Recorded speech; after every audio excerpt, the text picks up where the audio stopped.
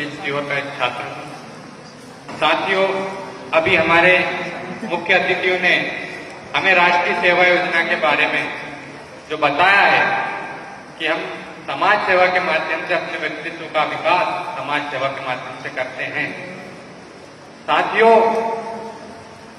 ये राष्ट्रीय सेवा योजना के जो हमारे प्रेरणा पुरुष हैं वो स्वामी विवेकानंद जी हैं, और स्वामी विवेकानंद जी ने कहा था कि युवा वहां है जो अनीति से लड़ता है, जो दुर्गुणों से दूर रहता है और जो काल की भी चाल को बदल देता है, और जो सिर्फ बातों का ही भाषा नहीं बल्कि करके दिखाता है, वो युवा है।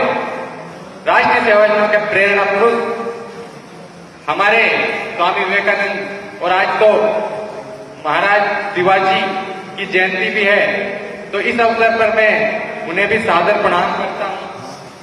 यहां मंच पर उनकी छायाचित्र लगी हुई है। स्वामी विवेकानंद जी जब अमेरिका जा रहे थे तब वो अपनी गुरु माता के पास आए थे कि मां, मैं व्याख्यान के लिए अमेरिका जा रहा हूं, आप मुझे आशीर्वाद दीजिए। मां रसोई में काम कर रही थी, वहां चाकू पड़ा था, तो मां ने कहा कि ये चाकू मुझे उठाकर दो। वो चाकू स्वामी विवेकानंद जी ने जब उठाकर दिया तो मां ने बोला अब तुम जा सकते हो। तो स्वामी विवेकानंद जी ने कहा कि मां, ये कैसा आशीर्वाद है, मैं आपके पास आशीर्वाद लेने आया हूं और आप कह रही हो कि जाइए।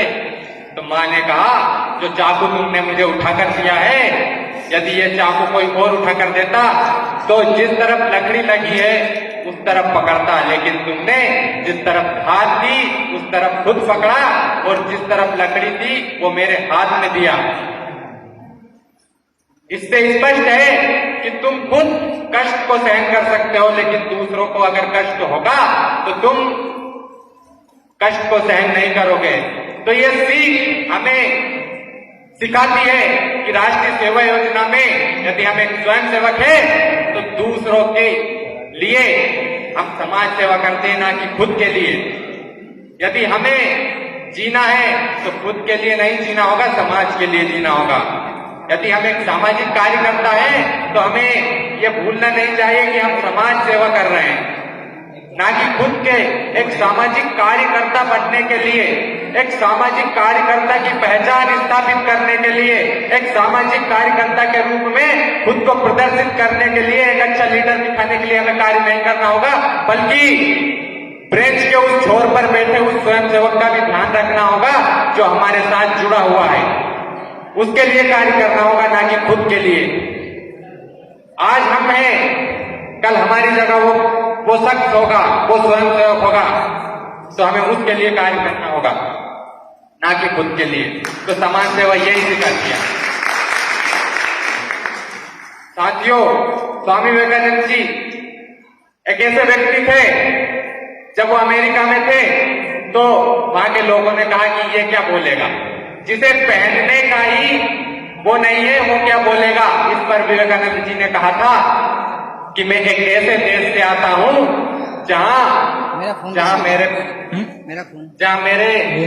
एक ऐसे देश से आता हूं जहां पहचान, व्यक्ति की पहचान उसके पहनावे से नहीं बल्कि उसके विचारों से की जाती है।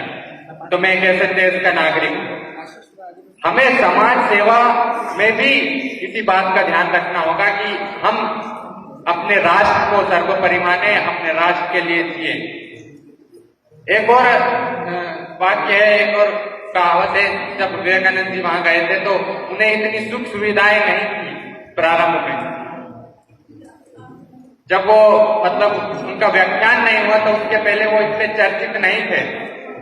जब उन्होंने अपने देश की बात वहां पर रखी, उसके बाद हर टीवी चैनल में, हर अखबार में उन्हीं के नाम की हेडलाइंस थी। तो उन्हें पूरी सुख सुविधाएं मिल चुकी थी, रहने की, खाने की, पीने की, लेकिन उसके बाद भी वो मखमली गद्दे पर नहीं सोए। क्यों नहीं सोए? क्योंकि उन्हें याद आया कि मेरे देश में आज भी ऐसे लोग मौजूद हैं जो सड़कों पर रहने को मजबूर है, तो मैं इस मखमली गद्दे पर कैसे सो सकता हूं। उन्होंने तभी नीचे सोए। अंत में जानने की सीमा को ध्यान में रखते हुए मैं हमारे मुख्य अतिथि श्री राकेश वर्मा जी, हमारे कार्यक्रम अधिकारी श्री जयसिंह यादव जी और छात्र कार्यक्रम अधिकारी श्री रुखसाना अंजुम जी मैडम का मैं आभार व्यक्त करता हूं कि वो आज के अभिमुखी कार्यक्रम में पधारे और आप सभी स्वयंसेवकों ने जो सहयोग प्रदान किया है इस कार्यक्रम को सफल बनाने में, ये आपकी सहभागिता के बिना सफल नहीं हो पाता।